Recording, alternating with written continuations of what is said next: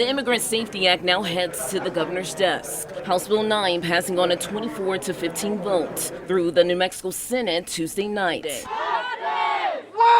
The bill prohibiting New Mexico state and local governments from contracting with ICE to detain individuals for civil immigration violations. Without seeing the true content of the law, I'm not sure that the state law can override federal law if there was going to be a federal immigration detention center on federal grounds.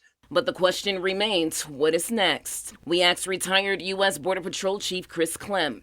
Two things will likely happen.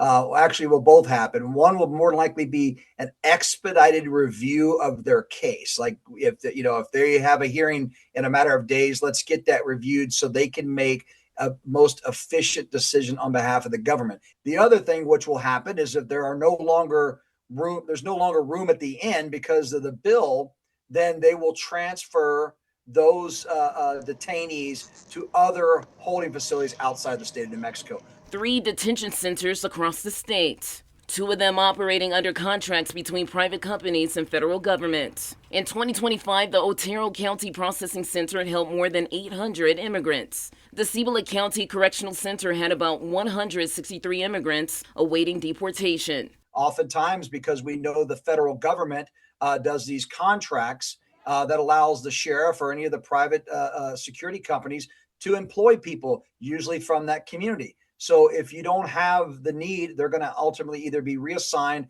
or let go. Both sides of the aisle at odds. This protects immigrants from inhumane conditions that we know have been reported, human rights violations across the board. ICE is simply enforcing the laws passed by Congress. We talk about democracy. Well, if you don't like the laws, we have a democratic system to change those laws.